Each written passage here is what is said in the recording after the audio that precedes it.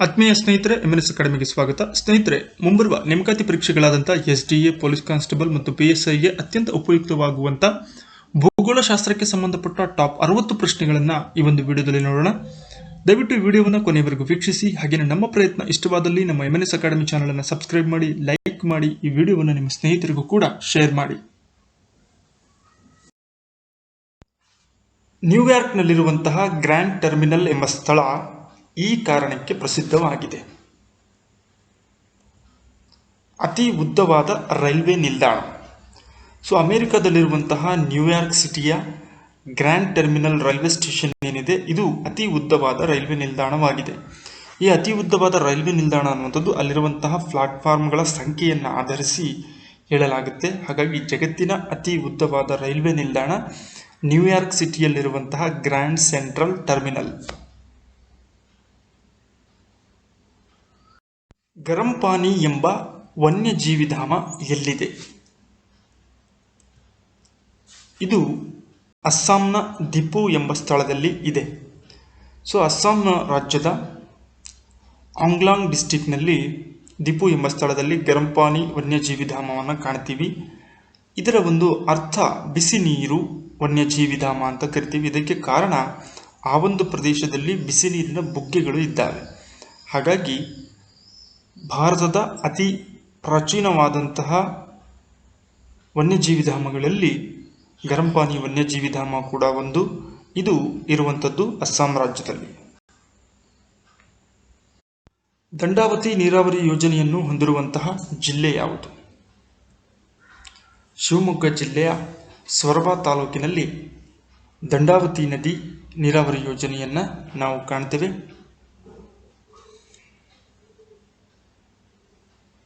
ಈ ಕೆಳಗಿನ ಯಾವ ಪಂಚವಾರ್ಷಿಕ ಯೋಜನೆಯು ಆಹಾರ ಧಾನ್ಯಗಳ ಉತ್ಪಾದನೆಯಲ್ಲಿ ಸ್ವಾವಲಂಬನೆ ಸಾಧಿಸುವ ಗುರಿ ಹೊಂದಿತ್ತು ಮತ್ತು ಈ ಯೋಜನಾವಧಿಯಲ್ಲಿ ಕೃಷಿ ರಂಗದಲ್ಲಿ 1745 ಕೋಟಿ ರೂಪಾಯಿಯನ್ನು ವೆಚ್ಚ ಮಾಡಲಾಯಿತು? ಮೂರನೇ ಪಂಚವಾರ್ಷಿಕ ಯೋಜನೆ. ಮೂರನೇ ಪಂಚವಾರ್ಷಿಕ ಯೋಜನೆಯ ಬಹುಮುಖ್ಯ ಗುರಿಗಳಲ್ಲಿ ರಾಷ್ಟ್ರದ ಆದಾಯವನ್ನು ಪ್ರತಿ ವರ್ಷ 5% ಹೆಚ್ಚಿಸುವಂಥ ಗುರಿ, ಜೊತೆಗೆ ಆಹಾರ ಧಾನ್ಯಗಳ ಉತ್ಪಾದನೆಯಲ್ಲಿ ಸ್ವಾವಲಂಬನೆಯನ್ನು ಸಾಧಿಸುವಂಥ ಗುರಿಯನ್ನು ಹೊಂದಿತ್ತು. ಆ ಕಾರಣಕ್ಕೆ ಕೃಷಿ ರಂಗದಲ್ಲಿ 1745 ಕೋಟಿ ರೂಪಾಯಿಯನ್ನು ಈ ಗುರಿ ಸಾಧನೆಗಾಗಿ ವೆಚ್ಚವನ್ನು ಮಾಡಲಾಯಿತು. ಕಳಸಾ ಮತ್ತು ಬಂಡೂರಿ ಯೋಜನೆ ಯಾವುದಕ್ಕೆ ಸಂಬಂಧಿಸಿದೆ? ಮಹದಾಯಿ ಜಲಾನಯನ. ಕರ್ನಾಟಕ ಮತ್ತು ಗೋವಾ ನಡುವೆ ಇರುವಂತಹ ನದಿ ನೀರಿನ ಹಂಚಿಕೆಗೆ ಸಂಬಂಧಪಟ್ಟಂತಹ ಪ್ರಮುಖ ವಿವಾದವಾಗಿದೆ ಮಹದಾಯಿ ನೀರಿನ ಹಂಚಿಕೆ. ಗೋವಾದ ಪ್ರಮುಖ ನದಿಯಾಗಿರುವಂಥ ಮಹದಾಯಿ ನದಿ ನೀರನ್ನು, ಸ್ವಲ್ಪ ಭಾಗದ ನೀರನ್ನು ಕರ್ನಾಟಕದ ಮಲಪ್ರಭಾ ನದಿಗೆ ಜೋಡಿಸುವ ಮೂಲಕ ಕಳಸಾ ಬಂಡೂರಿ ನಾಲೆಯ ಮೂಲಕ ಕುಡಿಯುವ ನೀರಿಗಾಗಿ ಯೋಜನೆಯನ್ನು ರೂಪಿಸಬೇಕು ಅನ್ನುವಂಥದ್ದು ಕರ್ನಾಟಕದ ಗುರಿಯಾಗಿದೆ. ಆದರೆ ಗೋವಾ ಇದಕ್ಕೆ ಒಪ್ಪಿಗೆಯನ್ನು ನೀಡ್ತಾ ಇಲ್ಲ. ಹೀಗಾಗಿ ಇದು ನದಿ ನೀರಿನ ಹಂಚಿಕೆಯ ವಿವಾದವಾಗಿ ಏರ್ಪಟ್ಟಿದೆ. ಹೊಂದಿಸಿ ಬರೆಯಿರಿ ವನ್ಯಜೀವಿಧಾಮಗಳು ಮತ್ತು ಅಲ್ಲಿರುವಂತಹ ವನ್ಯ ಸಂಕುಲವನ್ನು ನೀಡಿದ್ದಾರೆ. ಅವುಗಳ ಸರಿ ಹೊಂದಾಣಿಕೆಯನ್ನು ನೋಡೋದಾದರೆ, ಗಿರ್ ಅರಣ್ಯ ಏನಿದೆ, ಏಷ್ಯಾಟಿಕ್ ಲಯನ್ಸ್ ಅಥವಾ ಸಿಂಹಗಳಿಗೆ ಸಂಬಂಧಪಟ್ಟಂತಹ ವನ್ಯಜೀವಿಧಾಮವಾಗಿದೆ. ಕಾಜಿರಂಗ ಖಡ್ಗಮೃಗ, ಡಚ್ಚಿಗಾಮ್ ಭಾರತದ ಗಂಡು ಗೌರಂಗ, ಹಾಗೆ 4ನೇದು ಘನ ಅಭಯಾರಣ್ಯ ಸೈಬೀರಿಯನ್ ಕ್ರೇನ್ಸ್ ಕೊಕ್ಕರೆಗಳಿಗೆ ಸಂಬಂಧಪಟ್ಟಂತಹ ವನ್ಯಜೀವಿಧಾಮಗಳಾಗಿದ್ದಾವೆ. ಈ ಕೆಳಗಿನ ಯಾವ ನದಿಗಳನ್ನು ಸರಿಯಾದ ಉಪನದಿಗಳೊಂದಿಗೆ ಜೋಡಿಸಿಲ್ಲ? 1, 2, 3 ಯಮುನಾ ನದಿ, ಬ್ರಹ್ಮಪುತ್ರ ನದಿ, ನರ್ಮದಾ ನದಿ ಅವುಗಳ ಉಪನದಿಗಳೊಂದಿಗೆ ಸರಿಯಾಗಿ ಜೋಡಿಸಿಲ್ಲ.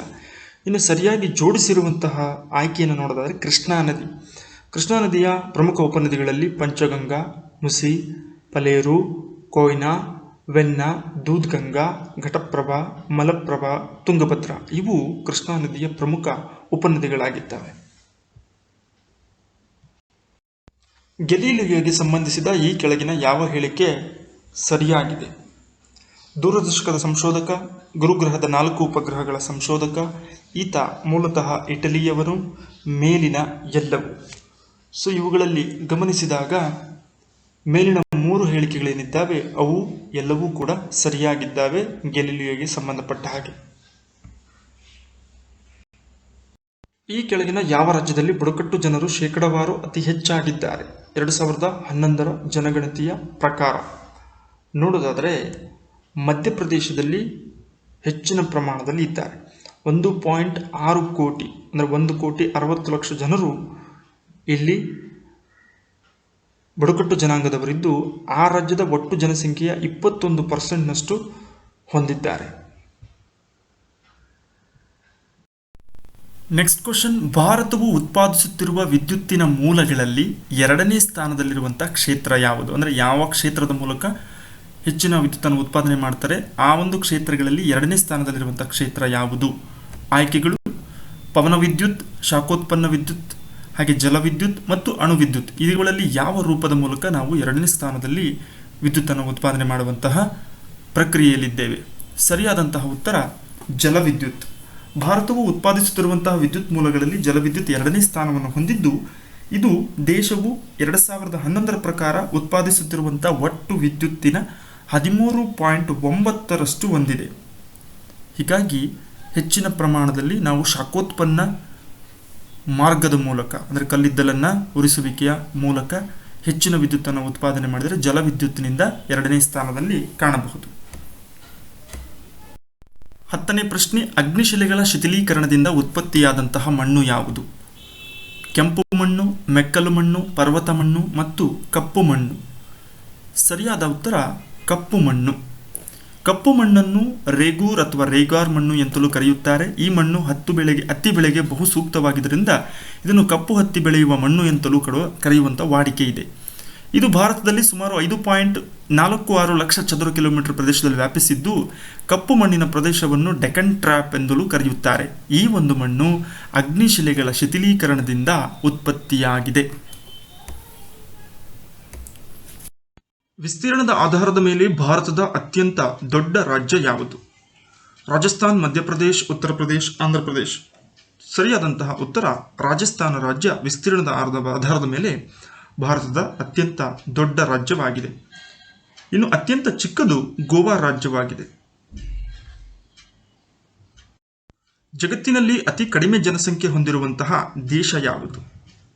Indonesia, Brazil, Monaco, Vatican city. Vatican city ಸರಿಯಾದಂತಹ ಉತ್ತರ.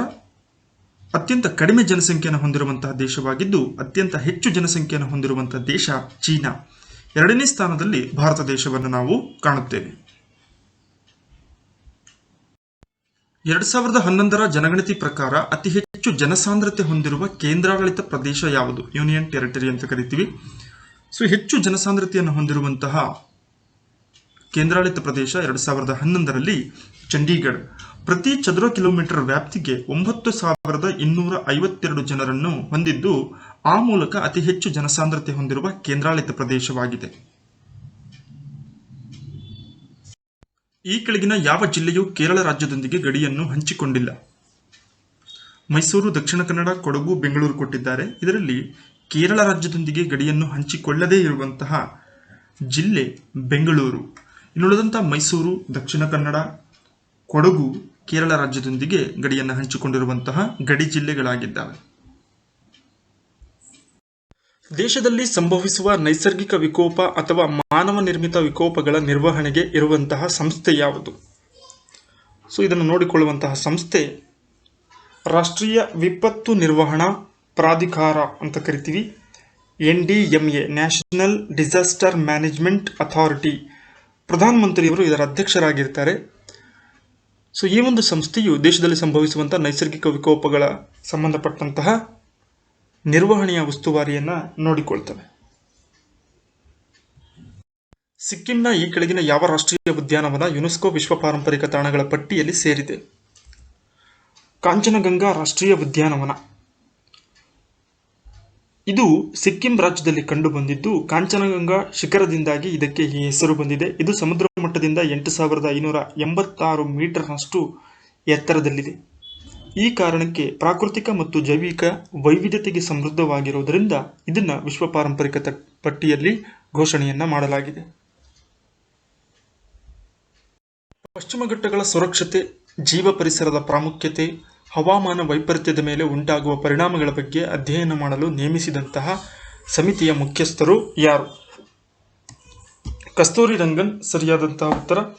ಕಸ್ತೂರಿ ರಂಗನ್ ರವರ ನೇತೃತ್ವದಲ್ಲಿ ಕರ್ನಾಟಕದ ಪಶ್ಚಿಮ ಘಟ್ಟಗಳಲ್ಲಿ ಇರುವಂತಹ ಸುರಕ್ಷತೆ, ಜೀವಿಗಳ ಸುರಕ್ಷತೆ ಮತ್ತು ಜೀವ ಪರಿಸರದ ಪ್ರಾಮುಖ್ಯತೆ, ಅಲ್ಲಿ ಹವಾಮಾನ ವೈಪರೀತ್ಯದ ಕಾರಣದಿಂದಾಗಿ ಉಂಟಾಗ್ತಿರುವಂತಹ ಪರಿಣಾಮಗಳ ಬಗ್ಗೆ ಅಧ್ಯಯನ ಮಾಡಲಿಕ್ಕೆ ಜ್ಞಾನ ಆಯೋಗದ ಅಧ್ಯಕ್ಷರಾಗಿದ್ದಂತಹ ಕಸ್ತೂರಿ ರಂಗನ್ ರವರ ನೇತೃತ್ವದಲ್ಲಿ ಸಮಿತಿಯನ್ನ ರಚನೆ ಮಾಡಲಾಗಿತ್ತು. ಅತಿ ಹೆಚ್ಚು ಕಡಲ ತೀರವನ್ನು ಹೊಂದಿರುವ ಕರ್ನಾಟಕದ ಜಿಲ್ಲೆ ಯಾವುದು? ದಕ್ಷಿಣ ಕನ್ನಡ, ಉತ್ತರ ಕನ್ನಡ, ಉಡುಪಿ ಮತ್ತು ಚಿಕ್ಕಮಗಳೂರು. ಇದರಲ್ಲಿ ಅತಿ ಹೆಚ್ಚು ಕಡಲ ತೀರವನ್ನು ಹೊಂದಿರುವಂತಹ ಜಿಲ್ಲೆ ಉತ್ತರ ಕನ್ನಡ. ಹಾಗೆಯೇ ಅತಿ ಹೆಚ್ಚು ಅರಣ್ಯ ಪ್ರದೇಶವನ್ನು ಹೊಂದಿರುವಂತಹ ಜಿಲ್ಲೆ ಉತ್ತರ ಕನ್ನಡವಾಗಿದೆ. ಹಜಾರಿಬಾಗ್ ಅಭಯಾರಣ್ಯ ಈ ಕೆಳಗಿನ ಯಾವ ರಾಜ್ಯದಲ್ಲಿದೆ? ಹಜಾರಿಬಾಗ್ ರಾಷ್ಟ್ರೀಯ ಉದ್ಯಾನವನ ಇರುವಂತಹ ರಾಜ್ಯ ಜಾರ್ಖಂಡ್ ರಾಜ್ಯವಾಗಿದೆ. ಕೇಂದ್ರ ಸರ್ಕಾರ ಗಂಗಾ ನದಿ ಮತ್ತು ಅದರ ಉಪನದಿಗಳನ್ನು ಶುದ್ಧಗೊಳಿಸಲು ನಮಾಮಿ ಗಂಗಾ ಎಂಬ ಯೋಜನೆಯನ್ನು ಜಾರಿಗೆ ತಂದಿದೆ. ಇದು ಅಧಿಕೃತವಾಗಿ ಉದ್ಘಾಟನೆಯಾದಂತಹ ಸ್ಥಳ ಯಾವುದು? ಹರಿದ್ವಾರದಲ್ಲಿ ಉದ್ಘಾಟನೆ ಆಗಿತ್ತೆ. ಆಗಿನ ಜಲಸಂಪನ್ಮೂಲ ಸಚಿವೆಯಾಗಿದ್ದಂತಹ ಉಮಾ ಭಾರತಿಯವರಿಂದ ಉದ್ಘಾಟನೆಗೊಂಡಿದ್ದು, ಈ ಒಂದು ಯೋಜನೆಗೆ ನಿಗದಿಯಾದಂತಹ ಬಜೆಟ್ ಗಾತ್ರ 20,000 ಕೋಟಿ ರೂಪಾಯಿಗಳು. ಈ ಕೆಳಗಿನ ಯಾವ ವಲಯದಲ್ಲಿ ಓಜೋನ್ ಪದರವನ್ನು ಕಾಣಬಹುದು? ವಾಯುಗೋಳದಲ್ಲಿ ನಾವು ಪ್ರಮುಖ 5 ವಲಯಗಳನ್ನು ಕಾಣುತ್ತೇವೆ. ಅದರಲ್ಲಿ ಓಜೋನ್ ಪದರ ಒಳಗೊಂಡಿರುವಂತಹ ವಲಯ ಸಮೋಷ್ಣ ಮಂಡಲವಾಗಿದೆ. ಪರಿವರ್ತನ ಮಂಡಲ, ಸಮೋಷ್ಣ ಮಂಡಲ, ಮಧ್ಯಂತರ ಮಂಡಲ, ಉಷ್ಣ ಮಂಡಲ ಮತ್ತು ಬಾಹ್ಯ ಮಂಡಲ ಎಂಬುದು ಅವುಗಳ ಹೆಸರು. ಅದರಲ್ಲಿ 2ನೇ ಸ್ಥಾನದಲ್ಲಿ ಬರುವಂತಹ, ಭೂಮಿಯಿಂದ ಮೇಲ್ಭಾಗದಲ್ಲಿ 2ನೇ ಸ್ಥಾನದಲ್ಲಿ ಬರುವಂತಹ ಸಮೋಷ್ಣ ಮಂಡಲದಲ್ಲಿ ಭೂಮಿಯ ಮೇಲಿರುವಂತಹ ಜೀವಿಗಳನ್ನು ರಕ್ಷಿಸುವ ರಕ್ಷಾ ಕವಚವಾದಂತಹ ಓಜೋನ್ ಪದರವನ್ನು ಕಾಣಬಹುದು. ಭಾರತದಲ್ಲಿ ಅತಿ ಹೆಚ್ಚು ಪ್ರಮಾಣದಲ್ಲಿ ಯಾವ ವಿಧದ ಅರಣ್ಯಗಳು ಆವರಿಸಿವೆ? ಇದಕ್ಕೆ ಸರಿಯಾದ ಉತ್ತರ ಮಾನ್ಸೂನ್ ಅರಣ್ಯಗಳು ಅಂತ ಕರಿತೀವಿ, ಅಥವಾ ಎಲೆ ಉದುರುವ ಕಾಡುಗಳು. ವಾರ್ಷಿಕವಾಗಿ 75ರಿಂದ 250 ಸೆಂಟಿಮೀಟರ್ ಮಳೆ ಬೀಳುವಂತಹ ಪ್ರದೇಶದಲ್ಲಿ ಈ ವಿಧದ ಅರಣ್ಯವನ್ನು ನಾವು ಕಾಣ್ತೇವೆ. ಬೇಸಿಗೆ ಪ್ರಾರಂಭವಾಗುವಂತಹ ಸಮಯದಲ್ಲಿ ನೀರಿನ ಕೊರತೆಯನ್ನು ಸರಿದೂಗಿಸಲು ಇವು ತಮ್ಮ ಎಲೆಗಳನ್ನು ಉದುರಿಸುತ್ತವೆ. ಹಾಗಾಗಿ ಭಾರತದಲ್ಲಿ ಅತಿ ಹೆಚ್ಚು ಪ್ರಮಾಣದಲ್ಲಿ ವಿಸ್ತರಿಸಿರುವಂತಹ ಅರಣ್ಯ ಪ್ರದೇಶ ಮಾನ್ಸೂನ್ ಅರಣ್ಯಗಳು. ಈ ಕೆಳಗಿನ ಯಾವ ರಾಜ್ಯವು ಭೂತಾನ್ ದೇಶದೊಂದಿಗೆ ಅತಿ ಉದ್ದದ ಗಡಿ ರೇಖೆಯನ್ನು ಹಂಚಿಕೊಂಡಿದೆ? ಅಸ್ಸಾಂ ರಾಜ್ಯ. ಒಟ್ಟು 699 ಕಿಲೋಮೀಟರ್ ಭಾರತವು ಭೂತಾನ್ನೊಂದಿಗೆ ಗಡಿರೇಖೆಯನ್ನು ಹೊಂದಿದ್ದು, ಅದರಲ್ಲಿ ಅಸ್ಸಾಂ ರಾಜ್ಯವು 267 ಕಿಲೋಮೀಟರ್ ಉದ್ದದ ಗಡಿರೇಖೆಯನ್ನು ಹಂಚಿಕೊಂಡಿದೆ. ಭಾರತದಲ್ಲಿ ಮೊಟ್ಟಮೊದಲ ಬಾರಿಗೆ ಯುರೇನಿಯಂ ನಿಕ್ಷೇಪ ಯಾವ ಸ್ಥಳದಲ್ಲಿ ದೊರೆಯಿತು? ಜದೂಗಢ್, ತುಮ್ಮಲಪಲ್ಲಿ, ಪಿಚ್ಚಲಿ, ದಲ್ಭೂಮ್. ಇದರಲ್ಲಿ ಜದೂಗಢ್ನಲ್ಲಿ ಮೊಟ್ಟಮೊದಲ ಬಾರಿಗೆ ಯುರೇನಿಯಂ ನಿಕ್ಷೇಪ ಭಾರತದಲ್ಲಿ ಸಂಶೋಧಿಸಲ್ಪಡ್ತು. ಇದು ಜಾರ್ಖಂಡ್ನ ಸಿಂಗ್ಭೂಮ್ ಜಿಲ್ಲೆಯಲ್ಲಿ ಇದೆ. ಫರಕ್ಕಾ ಬ್ಯಾರೇಜ್ ಯೋಜನೆ ಭಾರತ ಮತ್ತು ಬಾಂಗ್ಲಾದೇಶದ ಮಧ್ಯೆ ಇರುವ ನೀರಿನ ಹಂಚಿಕೆಯ ವಿವಾದವಾಗಿದೆ. ಹಾಗಾದರೆ ಇದು ಯಾವ ನದಿಗೆ ಸಂಬಂಧಿಸಿದೆ? ಗಂಗಾ, ಬ್ರಹ್ಮಪುತ್ರ, ತಿಸ್ತಾ, ದಾಮೋದರ್. ಗಂಗಾ ನದಿ ಸರಿಯಾದಂಥ ಉತ್ತರ. ಗಂಗಾ ನದಿಯ ನೀರಿನ ಹಂಚಿಕೆಗೆ ಸಂಬಂಧಪಟ್ಟ ಹಾಗೆ ಇರುವಂತಹ ಬಾಂಗ್ಲಾ ಮತ್ತು ಭಾರತದ ನಡುವಿನ ವಿವಾದ ಏನಿದೆ ಅದು ಫರಕ್ಕಾ ಬ್ಯಾರೇಜ್ ಯೋಜನೆಯಾಗಿದೆ. ಭಾರತದಲ್ಲಿ ಅತಿ ಹೆಚ್ಚು ಕಚ್ಚಾ ರೇಷ್ಮೆ ಉತ್ಪಾದಿಸುವ ರಾಜ್ಯ ಯಾವುದು? ಬಿಹಾರ್, ಅಸ್ಸಾಂ, ಪಶ್ಚಿಮ ಬಂಗಾಳ, ಕರ್ನಾಟಕ. ಕರ್ನಾಟಕ ಸರಿಯಾದ ಉತ್ತರ. ಒಟ್ಟು ದೇಶದ ಕಚ್ಚಾ ರೇಷ್ಮೆಯ ಉತ್ಪಾದನೆಯಲ್ಲಿ 60% ಕರ್ನಾಟಕ ತನ್ನ ಉತ್ಪಾದನಾ ಸಾಮರ್ಥ್ಯವನ್ನು ಹೊಂದಿದೆ. ಪ್ರಪಂಚದಲ್ಲಿ ಅತಿ ಹೆಚ್ಚು ಯುರೇನಿಯಂ ಅದಿರು ಹೊಂದಿರುವ 20 ಪ್ರದೇಶಗಳಲ್ಲಿ ಭಾರತದ ತುಮ್ಮಲಪಲ್ಲಿ ಕೂಡ ಒಂದಾಗಿದೆ. ಈ ಒಂದು ಸ್ಥಳವು ಯಾವ ರಾಜ್ಯದಲ್ಲಿದೆ? ಆಂಧ್ರ ಪ್ರದೇಶ ರಾಜ್ಯದಲ್ಲಿ ಇದನ್ನು ಕಾಣ್ತೇವೆ. ಪ್ರಪಂಚದಲ್ಲಿ ಪ್ರಮುಖವಾದಂತಹ 20 ಯುರೇನಿಯಂ ಅದಿರು ಪ್ರದೇಶಗಳಲ್ಲಿ ಭಾರತದ ಈ ಒಂದು ಸ್ಥಳವೂ ಕೂಡ ಒಂದಾಗಿದೆ. ಈ ಕೆಳಗಿನ ಯಾವುದು ತೈಲ ಉತ್ಪಾದನಾ ಕೇಂದ್ರವಲ್ಲ? ಬಾಂಬೆ ಹೈ, ದಿಗ್ಬಾಯ್, ಅಂಕಲೇಶ್ವರ್, ಜಾಮ್ನಗರ್. ಇದರಲ್ಲಿ ಬಾಂಬೆ ಹೈ, ದಿಗ್ಬಾಯ್, ಅಂಕಲೇಶ್ವರ್ ಇವೆಲ್ಲವೂ ಸಮೇತ ಪೆಟ್ರೋಲಿಯಂ ತೈಲೋತ್ಪನ್ನ ಕೇಂದ್ರಗಳಾಗಿದ್ದು, ಜಾಮ್ನಗರ್ ಈ ಒಂದು ಗುಂಪಿಗೆ ಸೇರುವುದಿಲ್ಲ. ಭಾರತದ ಮೊದಲ ಎಕ್ಸ್‌ಪ್ರೆಸ್ ವೇ ಯೋಜನೆ ಯಾವುದು? ಮುಂಬೈ ಪೂನಾ, ಅಹಮದಾಬಾದ್ ವಡೋದರಾ, ದೆಹಲಿ ಗುರ್ಗಾಂವ್, ಜೈಪುರ್ ಕಿಶನ್ಗರ್. ಮುಂಬೈ ಪೂನಾ ಎಕ್ಸ್‌ಪ್ರೆಸ್ ಏನಿದೆ ಇದು ಭಾರತದ ಮೊಟ್ಟ ಮೊದಲ ಎಕ್ಸ್‌ಪ್ರೆಸ್ ವೇ ಯೋಜನೆಯಾಗಿದೆ. ಏನಪ್ಪ ಎಕ್ಸ್‌ಪ್ರೆಸ್ ವೇ ಅಂತ ಹೇಳಿದ್ರೆ, ನಾವು ಹೆದ್ದಾರಿಗಳನ್ನು ಕಾಣ್ತೇವೆ, ಅದು 2 ಲೈನ್ ಇರಬಹುದು, 4 ಲೈನ್ ಇರಬಹುದು. ಆದರೆ ಮುಂಬೈ ಪೂನಾ ಎಕ್ಸ್‌ಪ್ರೆಸ್ ವೇ ಏನಿದೆ ಇದು 6 ಲೈನ್ಗಳ ರಸ್ತೆಯನ್ನು ಹೊಂದಿರುವಂತಹ, ಸುಸಜ್ಜಿತವಾದ ರಸ್ತೆಯನ್ನು ಹೊಂದಿರುವಂತಹ 93 ಕಿಲೋಮೀಟರ್ ಡಿಸ್ಟೆನ್ಸ್ ಅಲ್ಲಿರುವಂತಹ ಎಕ್ಸ್‌ಪ್ರೆಸ್ ವೇ ಆಗಿದೆ. ಭಾರತದ ಮೊಟ್ಟ ಮೊದಲ ಎಕ್ಸ್‌ಪ್ರೆಸ್ ವೇ ಯೋಜನೆ ಮುಂಬೈ ಪೂನಾ ಎಕ್ಸ್‌ಪ್ರೆಸ್. ಉತ್ತರ ಪ್ರದೇಶ ರಾಜ್ಯವು ಎಷ್ಟು ರಾಜ್ಯಗಳೊಂದಿಗೆ ಗಡಿಯನ್ನು ಹಂಚಿಕೊಂಡಿದೆ? ಒಟ್ಟು 8 ರಾಜ್ಯಗಳೊಂದಿಗೆ ಗಡಿಯನ್ನು ಹಂಚಿಕೊಂಡಿದೆ. ಉತ್ತರಾಖಂಡ್, ಹಿಮಾಚಲ್ ಪ್ರದೇಶ್, ಹರಿಯಾಣ, ರಾಜಸ್ಥಾನ್, ಮಧ್ಯಪ್ರದೇಶ್, ಛತ್ತೀಸ್ಗಢ, ಜಾರ್ಖಂಡ್ ಮತ್ತು ಬಿಹಾರ್. ವಾಘಾ ಗಡಿಯು ಯಾವ ಗಡಿರೇಖೆಯೊಂದಿಗೆ ಹೊಂದಿಕೊಂಡಿದೆ? ಡ್ಯುರಾಂಡ್ ರೇಖೆ, ಮ್ಯಾಕ್ಮೋಹನ್ ರೇಖೆ, ಸರ್ ಕ್ರೀಕ್ ರೇಖೆ, ರಾಡ್ಕ್ಲಿಫ್ ರೇಖೆ. ಸೊ ವಾಘಾ ಗಡಿ ಅನ್ನುವಂಥದ್ದು ಏನಿದೆ ಅದು ರಾಡ್ಕ್ಲಿಫ್ ಗಡಿರೇಖೆಯೊಂದಿಗೆ ಹೊಂದಿಕೊಂಡಿದೆ. ಪಶ್ಚಿಮ ಘಟ್ಟದ ಹೆಚ್ಚು ಮಳೆಯಾಗುವ ಪ್ರದೇಶದಲ್ಲಿ ಕಂಡುಬರುವಂತಹ ಮಣ್ಣು ಯಾವುದು? ಕಪ್ಪು ಮಣ್ಣು, ಕೆಂಪು ಮಣ್ಣು, ಜಂಬಿಟ್ಟಿಗೆ ಮಣ್ಣು, ಮೆಕ್ಕಲು ಮಣ್ಣು. ಸೊ ಇದಕ್ಕೆ ಸರಿಯಾದಂತಹ ಉತ್ತರ ಜಂಬಿಟ್ಟಿಗೆ ಮಣ್ಣು. ಹೆಚ್ಚು ಮಳೆಯಾಗುವಂತಹ ಪರ್ವತ ಪ್ರದೇಶಗಳಲ್ಲಿ ಇರುವಂತಹ ಮಣ್ಣನ್ನು ಜಂಬಿಟ್ಟಿಗೆ ಮಣ್ಣು ಅಂತ ಕರಿತೀವಿ. ಇಲ್ಲಿ ಬೆಳೆಯೋದಕ್ಕೆ ಸೂಕ್ತವಾಗಿರುವಂತಹ ಬೆಳೆಗಳು ಕಾಫಿ, ಚಹಾ, ತೆಂಗು, ಕಿತ್ತಳೆ. ಭೂಮಿಯು ತನ್ನ ಅಕ್ಷದ ಸುತ್ತಲೂ ತೆಗೆದುಕೊಳ್ಳುವ ಕಾಲಾವಧಿ ಎಷ್ಟು? 23 ಗಂಟೆ 56 ನಿಮಿಷ 4.09 ಸೆಕೆಂಡುಗಳು. ಇದನ್ನು ಅಕ್ಷಭ್ರಮಣ ಅಂತ ಕರಿತೀವಿ. ಅಂದರೆ ದೈನಂದಿನ ಚಲನೆ ಅಂತಲೂ ಕೂಡ ನಾವು ಇನ್ನೊಂದು ರೀತಿಯಲ್ಲಿ ಹೇಳ್ಬೋದು. ಭೂಮಿ ತನ್ನನ್ನು ತಾನು ಸುತ್ತಕೊಳ್ಳೋದಕ್ಕೆ ತೆಗೆದುಕೊಳ್ಳುವಂಥ ಸಮಯ, ಇದನ್ನೇ ನಾವು ಒಂದು ದಿನ ಅಂತ ಪರಿಗಣನೆಯನ್ನು ಮಾಡ್ತೀವಿ. ಒಂದು ರೇಖಾಂಶದಿಂದ ಮತ್ತೊಂದು ರೇಖಾಂಶದ ನಡುವಿನ ಸಮಯದ ವ್ಯತ್ಯಾಸವೆಷ್ಟು? ಅಂದರೆ ಒಂದು ರೇಖಾಂಶದಿಂದ ಮತ್ತೊಂದು ರೇಖಾಂಶಕ್ಕೆ ಎಷ್ಟು ನಿಮಿಷಗಳ ವ್ಯತ್ಯಾಸವನ್ನು ಸಮಯ ಕಾಣ್ತೀವಿ? 4 ನಿಮಿಷಗಳ ಸಮಯದ ವ್ಯತ್ಯಾಸವನ್ನು ಕಾಣ್ತೀವಿ. ಭೂಮಿಯ ಮೇಲೆ ಉತ್ತರದಿಂದ ದಕ್ಷಿಣಕ್ಕೆ ಎಳೆಯಲಾಗಿರುವ ಕಾಲ್ಪನಿಕ ರೇಖೆಗಳನ್ನು ರೇಖಾಂಶಗಳು ಅಂತ ಕರಿತೀವಿ. ಇವನ್ನು ಸಮಯದ ರೇಖೆಗಳು ಅಂತಲೂ ಕೂಡ ಕರಿತೀವಿ. ಇವುಗಳನ್ನು ಆಧಾರವಾಗಿಟ್ಟುಕೊಂಡು ಭೂಮಿಯ ಮೇಲೆ ಸಮಯವನ್ನು ನಿಗದಿ ಮಾಡಲಾಗುತ್ತೆ. ಸೊ ಅದರಂತೆ ಭೂಮಿಯ ಮೇಲೆ ಒಟ್ಟು 360 ರೇಖಾಂಶಗಳನ್ನು ಎಳೆಯಲಾಗಿದೆ. ಆ 360 ರೇಖಾಂಶಗಳಲ್ಲಿ ಒಂದು ರೇಖಾಂಶದಿಂದ ಮತ್ತೊಂದು ರೇಖಾಂಶಕ್ಕೆ 4 ನಿಮಿಷಗಳ ಸಮಯದ ವ್ಯತ್ಯಾಸವನ್ನು ಕಾಣ್ತೀವಿ. ಹಾಗಾದರೆ 360 × 4 ಅಂತೇಳಿದರೆ 1440 ನಿಮಿಷಗಳಾಯಿತು. ಇದು ಒಂದು ದಿನಕ್ಕೆ ಒಟ್ಟು ನಿಮಿಷಗಳ ಸಂಖ್ಯೆ. ಇದನ್ನೇ ನಾವು ಗಂಟೆಗೆ ಪರಿವರ್ತನೆ ಮಾಡಿದರೆ 24 ಗಂಟೆಗಳಾಗಿ ಸಮಯವನ್ನು ನಿರ್ಧರಿಸಲಾಗುತ್ತೆ ಭೂಮಿಯ ಮೇಲೆ. ಪೆಸಿಫಿಕ್ ಮತ್ತು ಅಟ್ಲಾಂಟಿಕ್ ಸಾಗರಗಳನ್ನು ಸೇರಿಸುವಂಥ ಕಾಲುವೆ ಯಾವುದು? ಕೀಲ್ ಕಾಲುವೆ, ಪನಾಮಾ, ಸುಯೇಜ್, ಓಲ್ಗಾ. ಸರಿಯಾದಂಥ ಆಯ್ಕೆ ಪನಾಮಾ ಕಾಲುವೆ. 82 ಕಿಲೋಮೀಟರ್ನಷ್ಟು ಉದ್ದವಾಗಿರುವಂತಹ ಈ ಒಂದು ಕಾಲುವೆಯು ಜಗತ್ತಿನ ಅತಿದೊಡ್ಡ ಸಾಗರವಾದಂತಹ ಪೆಸಿಫಿಕ್ ಮತ್ತು ಅಟ್ಲಾಂಟಿಕ್ ಸಾಗರಗಳನ್ನು ಸೇರಿಸುತ್ತದೆ. ಶ್ರೀಹರಿಕೋಟಾದ ಬಾಹ್ಯಾಕಾಶ ಕೇಂದ್ರಕ್ಕೆ ಯಾವ ವಿಜ್ಞಾನಿಯ ಹೆಸರನ್ನು ಮರುನಾಮಕರಣ ಮಾಡಲಾಗಿದೆ? ಸರಿ ಉತ್ತರ ಸತೀಶ್ ಧವನ್ ವಿಜ್ಞಾನಿಯವರ ಹೆಸರನ್ನು ಶ್ರೀಹರಿಕೋಟಾದ ಬಾಹ್ಯಾಕಾಶ ಉಡಾವಣಾ ಕೇಂದ್ರ ಏನಿದೆ ಅದಕ್ಕೆ ಅವರ ಹೆಸರನ್ನು ಸೂಚಿಸಲಾಗಿದೆ. ಅಂತಾರಾಷ್ಟ್ರೀಯ ಅಕ್ಕಿ ಸಂಶೋಧನಾ ಸಂಸ್ಥೆ ಯಾವ ದೇಶದಲ್ಲಿದೆ? ಫಿಲಿಪೈನ್ಸ್ ದೇಶದಲ್ಲಿ ನಾವು ಅಂತಾರಾಷ್ಟ್ರೀಯ ಅಕ್ಕಿ ಸಂಶೋಧನಾ ಸಂಸ್ಥೆಯನ್ನು ಕಾಣಬಹುದು. ಹೊಂದಿಸಿ ಬರೆಯಿರಿ ನೃತ್ಯ ಪ್ರಕಾರಗಳು ಮತ್ತು ಅವುಗಳ ರಾಜ್ಯವನ್ನು ನೀಡಿದ್ದಾರೆ. ಬಿಹು, ಕಥಕ್ಕಳಿ, ಲಾವಣಿ, ಗಿದ್ದ. ಸೊ ಇವುಗಳನ್ನು ಸರಿಯಾಗಿ ಜೋಡಿಸಿದರೆ ಒಂದಕ್ಕೆ ಸಿಹಿ ಅಂದರೆ ಬಿಹು ಅಸ್ಸಾಂ, ಕಥಕ್ಕಳಿ ಕೇರಳ, ಲಾವಣಿ ಮಹಾರಾಷ್ಟ್ರ, ಗಿದ್ದ ಪಂಜಾಬ್. ವಿಶ್ವ ಭೂ ದಿನವನ್ನು ಯಾವಾಗ ಆಚರಿಸುವರು? ವರ್ಲ್ಡ್ ಅರ್ತ್ ಡೇ ಅಂತ ಕರಿತೀವಿ.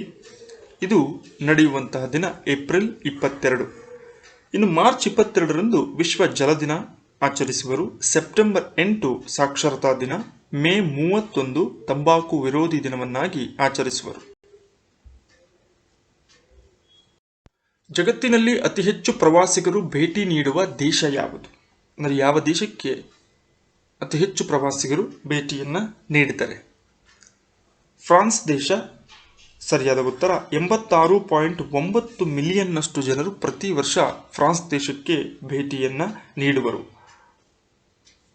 ಎರಡನೇ ಸ್ಥಾನ Spain, 3 USA, 4 China, Italy, Mexico, UK, Turkey, Germany ಮತ್ತು ಥೈಲ್ಯಾಂಡ್. ವಿಸ್ತೀರ್ಣದ ಆಧಾರದ ಮೇಲೆ ಜಗತ್ತಿನ ಎರಡನೇ ಅತಿ ದೊಡ್ಡ ದೇಶ ಯಾವುದು? ಮೊದಲನೇದು ನಮಗೆ ಗೊತ್ತಿದೆ, ರಷ್ಯಾ ದೇಶ. ಹಾಗಾದರೆ ಎರಡನೆಯದು ಕೆನಡಾ ದೇಶವಾಗಿದೆ. ಭಾರತ ವಿಸ್ತೀರ್ಣದಲ್ಲಿ 7ನೇ ಅತಿ ದೊಡ್ಡ ದೇಶ. ಇನ್ನು ಚೀನಾದ ಸ್ಥಾನ 4ನೆಯ ಅತಿ ದೊಡ್ಡ ದೇಶವಾಗಿದೆ.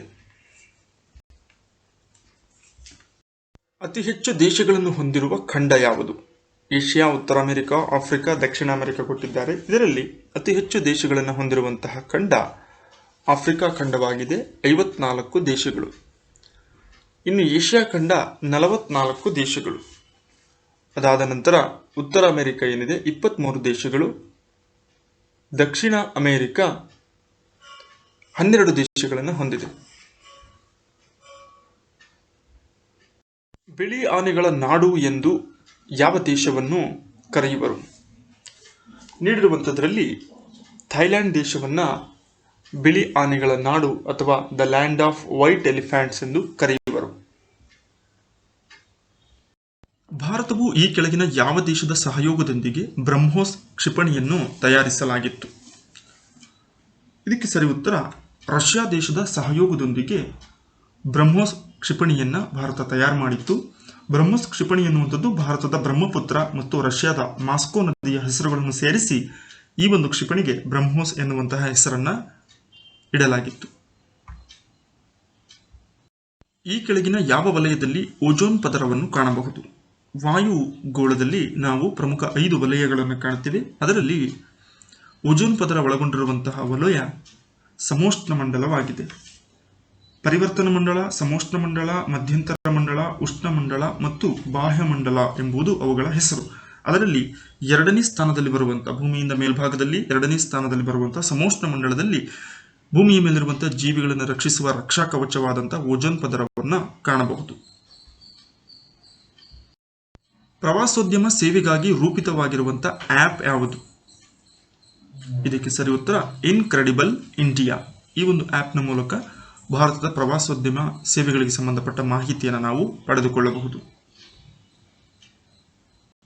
ಮಾನವ ಅಭಿವೃದ್ಧಿ ಸೂಚ್ಯಂಕವನ್ನು ಪ್ರಕಟಿಸುವಂತಹ ಸಂಸ್ಥೆ ಯಾವುದು? ನೀಡಿರುವಂಥದ್ರಲ್ಲಿ UNDP ಅನ್ನುವಂತಹ ಸಂಸ್ಥೆ ಏನಿದೆ, ಇದು ಮಾನವ ಅಭಿವೃದ್ಧಿ ವರದಿಯನ್ನು ಪ್ರತಿ ವರ್ಷ ಪ್ರಕಟಣೆಯನ್ನು ಮಾಡುತ್ತದೆ. ಭಾರತದ ಮಧ್ಯಭಾಗದಲ್ಲಿ ಪಶ್ಚಿಮದಿಂದ ಪೂರ್ವಕ್ಕೆ ಹಾದು ಹೋಗುವ ಕರ್ಕಾಟಕ ಸಂಕ್ರಾಂತಿ ವೃತ್ತ ಎಷ್ಟು ರಾಜ್ಯಗಳ ಮೂಲಕ ಹಾದು ಹೋಗುತ್ತದೆ? 8 ರಾಜ್ಯಗಳು. ಗುಜರಾತ್ನಿಂದ ಆರಂಭವಾಗುತ್ತೆ ಪಶ್ಚಿಮದಲ್ಲಿ. ಗುಜರಾತ್, ರಾಜಸ್ಥಾನ್, ಮಧ್ಯಪ್ರದೇಶ್, ಛತ್ತೀಸ್ಗಢ, ಜಾರ್ಖಂಡ್, ಪಶ್ಚಿಮ ಬಂಗಾಳ, ತ್ರಿಪುರಾ ಮತ್ತು ಮಿಜೋರಾಂ. 23.5 ಕರ್ಕಾಟಕ ಸಂಕ್ರಾಂತಿ ವೃತ್ತವು ಭಾರತದ ಮಧ್ಯಭಾಗದಲ್ಲಿ ಹಾದು ಹೋಗುತ್ತದೆ. ಸೊ ಅದು ಹಾದು ಹೋಗುವಂತಹ ರಾಜ್ಯಗಳ ಸಂಖ್ಯೆ ಒಟ್ಟು 8. ಈ ಕೆಳಗಿನ ಯಾವ ಸ್ಥಳ ಕರ್ಕಾಟಕ ಸಂಕ್ರಾಂತಿ ವೃತ್ತಕ್ಕೆ ಸಮೀಪದಲ್ಲಿದೆ? ನೀಡಿರುವಂತಹ ಸ್ಥಳಗಳಲ್ಲಿ ಅತ್ಯಂತ ಸಮೀಪದಲ್ಲಿರುವಂತಹ ಸ್ಥಳ ಯಾವುದು? ದೆಹಲಿ, ಕೋಲ್ಕತ್ತಾ, ಜೋಧ್ಪುರ್, ನಾಗ್ಪುರ್. ಸರಿಯಾದ ಉತ್ತರ ಪಶ್ಚಿಮ ಬಂಗಾಳದ ರಾಜಧಾನಿಯಾದಂತಹ ಕೋಲ್ಕತ್ತಾ ಕರ್ಕಾಟಕ ಸಂಕ್ರಾಂತಿ ವೃತ್ತಕ್ಕೆ ಸಮೀಪದಲ್ಲಿರುವಂತಹ, ನೀಡಿರುವ ಸ್ಥಳಗಳಲ್ಲಿ ಸಮೀಪದಲ್ಲಿರುವಂತಹ ಸ್ಥಳವಾಗಿದೆ. ಭಾರತೀಯ ಹಿಮಾದ್ರಿ ಸಂಶೋಧನಾ ಕೇಂದ್ರ ಎಲ್ಲಿದೆ? ಸಿಯಾಚಿನ್, ಡಾರ್ಜಿಲಿಂಗ್, ಆರ್ಕಿಟಿಕ್ ವಲಯ, ಅಂಟಾರ್ಟಿಕಾ. ಸರಿಯಾದಂತಹ ಆಯ್ಕೆ 3. ಆರ್ಕಿಟಿಕ್ ವಲಯದಲ್ಲಿರುವಂತಹ ಶಾಶ್ವತ ಭಾರತೀಯ ಸಂಶೋಧನಾ ಕೇಂದ್ರವನ್ನು ಭಾರತೀಯ ಹಿಮಾದ್ರಿ ಸಂಶೋಧನಾ ಕೇಂದ್ರ ಅಂತ ಕರಿತೀವಿ. ಇದು ಆರ್ಕಿಟಿಕ್ ವಲಯದಲ್ಲಿ ಸ್ಥಾಪಿಸಿರುವಂತಹ ಭಾರತದ ಶಾಶ್ವತ ಸಂಶೋಧನಾ ವಲಯವಾಗಿದೆ ಅಥವಾ ಸಂಶೋಧನಾ ಕೇಂದ್ರವಾಗಿದೆ. ಯಾವ ರಾಜ್ಯದಲ್ಲಿ ತುಂಬಾ ಈಕ್ವೇಟರಲ್ ರಾಕೆಟ್ ಲಾಂಚಿಂಗ್ ಸ್ಟೇಷನ್ ನೆಲೆಸಿದೆ? ಸರಿ ಉತ್ತರ ಕೇರಳ ರಾಜ್ಯದ ತಿರುವನಂತಪುರಂ ಸಮೀಪದಲ್ಲಿರುವಂತಹ ತುಂಬಾ ಎಂಬ ಪ್ರದೇಶದಲ್ಲಿ ದ ಈಕ್ವೇಟರಲ್ ರಾಕೆಟ್ ಲಾಂಚಿಂಗ್ ಸ್ಟೇಷನ್ ಇದೆ. ಇದನ್ನು ನಿರ್ವಹಣೆ ಮಾಡುವಂಥದ್ದು ಭಾರತದ ಬಾಹ್ಯಾಕಾಶ ಕೇಂದ್ರವಾದಂತಹ ಇಸ್ರೋ. 1969ರಲ್ಲಿ ಇದು ಸ್ಥಾಪನೆಯಾಯಿತು. ಕೇರಳದ ಪ್ರಸಿದ್ಧ ನೃತ್ಯ ರೂಪಕ ಯಾವುದು? ಆಯ್ಕೆಗಳು ಕರಗ, ಕಥಕ್ಕಳಿ, ಯಕ್ಷಗಾನ, ಕುಚಿಪುಡಿ. ಸರಿಯಾದಂತಹ ಆಯ್ಕೆ 2 ಕಥಕ್ಕಳಿ. ಕಥಕ್ಕಳಿಯು ಅತ್ಯಂತ ಶೈಲೀಕೃತ ಶಾಸ್ತ್ರೀಯ ಭಾರತೀಯ ನೃತ್ಯ ನಾಟ್ಯ ಪ್ರಕಾರವಾಗಿದೆ.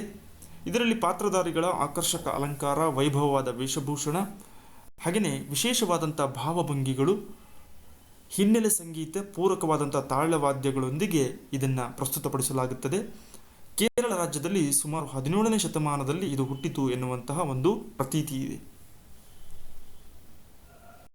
ವಾಯುಮಂಡಲದ ತೇವಾಂಶವನ್ನು ಅಳೆಯುವ ಮಾಪಕ ಯಾವುದು? Thermometer, hydrometer, barometer, hygrometer. The right answer is hygrometer. ಈ ಹೈಗ್ರೋಮೀಟರ್ ಎನ್ನುವಂಥ ಮಾಪಕ ಏನಿದೆ, ವಾತಾವರಣದಲ್ಲಿರುವಂತಹ ನೀರಿನ ಆರ್ದ್ರತೆಯ ಪ್ರಮಾಣ ಅಥವಾ ತೇವಾಂಶವನ್ನು ಅಳೆಯೋದಕ್ಕೆ ಬಳಸುವಂತಹ ಮಾಪಕವಾಗಿದೆ. ಯಾವ ರಾಜ್ಯಗಳ ಮೂಲಕ ಕೊಂಕಣ ರೈಲ್ವೆ ಮಾರ್ಗ ಹಾದು ಹೋಗುತ್ತದೆ? ಸರಿಯಾದ ಉತ್ತರ ಮಹಾರಾಷ್ಟ್ರ, ಕರ್ನಾಟಕ, ಗೋವಾ. ಆಯ್ಕೆ ಒಂದೇನಿದೆ. ಸೊ ಈ 3 ರಾಜ್ಯಗಳ ಮೂಲಕ ಹಾದು ಹೋಗುವಂತಹ ರೈಲ್ವೆ ಮಾರ್ಗವನ್ನು ಕೊಂಕಣ ರೈಲ್ವೆ ಮಾರ್ಗ ಅಂತ ಕರಿತೀವಿ. ಇದಾದ ನಂತರ ಪ್ರಾರಂಭವಾಗುವಂಥದ್ದು ಮಲಬಾರ್ ಅಂತ ಕರಿತೀವಿ. ಅದು ಕೇರಳವನ್ನು ಅಟ್ಯಾಚ್ ಆಗಿರುವಂತಹ ರೈಲ್ವೆ ಮಾರ್ಗಗಳು. ಸೊ ಹೀಗಾಗಿ ಮಹಾರಾಷ್ಟ್ರ, ಕರ್ನಾಟಕ, ಗೋವಾ ಒಟ್ಟು 741 ಕಿಲೋಮೀಟರ್ನಷ್ಟು ವ್ಯಾಪ್ತಿಯನ್ನು ಹೊಂದಿರುವಂತಹ ಈ ರೈಲ್ವೆ ಮಾರ್ಗ ಕೊಂಕಣ ರೈಲ್ವೆ ಮಾರ್ಗ ಎಂದು ಇದನ್ನು ಹೆಸರಿಸಲಾಗಿದೆ. ಹೊಂದಿಸಿ ಬರೆಯಿರಿ. ಖನಿಜಗಳು ಮತ್ತು ಅವುಗಳು ದೊರೆಯುವಂಥ ಸ್ಥಳಗಳನ್ನು ಹೊಂದಾಣಿಕೆ ಮಾಡಿ ಹೇಳಬೇಕು. ಸಿಂಗಭೂಮ್, ಹಜಾರಿಬಾಗ್, ಹಟ್ಟಿ, ಸುಂದರ್ಗಢ. ಸಿಂಗಭೂಮ್ ಕಬ್ಬಿಣದ ಅದಿರಿಗೆ ಖ್ಯಾತವಾದಂಥ ಸ್ಥಳ. ಹಜಾರಿಬಾಗ್ ಬಾಕ್ಸೈಟ್ ಅದಿರು. ಕರ್ನಾಟಕದ ರಾಯಚೂರಲ್ಲಿರುವಂತಹ ಹಟ್ಟಿ ಚಿನ್ನದ ಗಣಿ, ಚಿನ್ನದ ಅದಿರಿಗೆ. ಹಾಗೆಯೇ ಸುಂದರ್ಗಢ ಏನಿದೆ ಇದು ಮ್ಯಾಂಗನೀಸ್ ಖನಿಜಕ್ಕೆ ಖ್ಯಾತವಾದಂಥ ಸ್ಥಳವಾಗಿದೆ. ಈ ಕೆಳಗಿನ ಯಾವ ದೇಶವು ಅತಿ ಹೆಚ್ಚು ಬುಡಕಟ್ಟು ಜನಾಂಗಗಳನ್ನು ಹೊಂದಿದೆ? 4 ದೇಶಗಳನ್ನು ಕೊಟ್ಟಿದ್ದಾರೆ. ಉಗಾಂಡ, ತಾಂಜೇನಿಯಾ, ದಕ್ಷಿಣ ಆಫ್ರಿಕಾ ಮತ್ತು ನೈಜೀರಿಯಾ. ಇವುಗಳಲ್ಲಿ ಅತಿ ಹೆಚ್ಚು ಬುಡಕಟ್ಟು ಜನಾಂಗಗಳನ್ನು ಹೊಂದಿರುವಂತಹ ದೇಶ ತಾಂಜೇನಿಯಾ ಆಗಿದೆ. ಆಗ್ಮಾರ್ಕ್ ಎಂಬುದು ಈ ಕೆಳಗಿನ ಯಾವುದನ್ನು ಸೂಚಿಸುತ್ತದೆ? ಕೃಷಿ ಉತ್ಪಾದನೆಯ ಗುಣಮಟ್ಟವನ್ನು ದೃಢೀಕರಿಸುವಂತಹ ಮೊಹರು. ಕೃಷಿ ಉತ್ಪನ್ನಗಳೇನಿದ್ದಾವೆ ಆ ಉತ್ಪನ್ನಗಳ ಗುಣಮಟ್ಟವನ್ನು ಪರೀಕ್ಷಿಸಿ ಅವುಗಳ ಮೇಲೆ ಹಾಕುವಂಥ ಮೊಹರ್ ಏನಿದೆ ಅದನ್ನು ಆಗ್ಮಾರ್ಕ್ ಅಂತ ಕರಿತೀವಿ. ಬ್ರಹ್ಮಪುತ್ರ ನದಿಯು ಭಾರತದಿಂದ ಬಾಂಗ್ಲಾದೇಶದಲ್ಲಿ ಹರಿಯುತ್ತದೆ. ಅಲ್ಲಿ ಈ ನದಿಯನ್ನು ಯಾವ ಹೆಸರಿನಿಂದ ಕರೆಯುವರು? ಜಮುನಾ ನದಿ ಅಂತೇಳಿ ಬ್ರಹ್ಮಪುತ್ರ ನದಿಯನ್ನು ಬಾಂಗ್ಲಾದೇಶದಲ್ಲಿ ಕರೆಯುವರು. ಕಂದು ಕ್ರಾಂತಿ ಮಸಾಲೆ ಪದಾರ್ಥಗಳ ಉತ್ಪಾದನೆಗೆ ಸಂಬಂಧಿಸಿದೆ. ಹಾಗಾದರೆ ನೀಲಿ ಕ್ರಾಂತಿ ಯಾವುದಕ್ಕೆ ಸಂಬಂಧಿಸಿದೆ? ಮೀನಿನ ಉತ್ಪಾದನೆಗೆ ಸಂಬಂಧಪಟ್ಟ ಹಾಗೆ ಸರ್ಕಾರ ಕೈಗೊಂಡಂತಹ ಕ್ರಾಂತಿಕಾರಕ ಯೋಜನೆಯನ್ನು ನೀಲಿ ಕ್ರಾಂತಿ ಎನ್ನುವಂಥ ಹೆಸರಿನಿಂದ ಕರೆಯಲಾಗಿದೆ. ಸ್ನೇಹಿತರೆ, ನಿಮಗಾಗಿ 2 ಪ್ರಶ್ನೆಗಳು. ಇವುಗಳ ಉತ್ತರವನ್ನು ಕಮೆಂಟ್ನಲ್ಲಿ ನೀಡಿ. ಅಬಚೂರಿನ ಪೋಸ್ಟ್ ಆಫೀಸ್ ಇದು ಯಾರ ಕೃತಿಯಾಗಿದೆ? 2ನೇ ಪ್ರಶ್ನೆ, ತಲೆದಂಡ, ಯಯಾತಿ, ಹಯವದನ ಇವು ಯಾರ ಕೃತಿಗಳು? ಮುಂದಿನ ಮತ್ತೊಂದು ಯೂಸ್ಫುಲ್ ವಿಡಿಯೋದೊಂದಿಗೆ ತಮ್ಮನ್ನ ಭೇಟಿಯಾಗೋಣ. ಧನ್ಯವಾದಗಳು.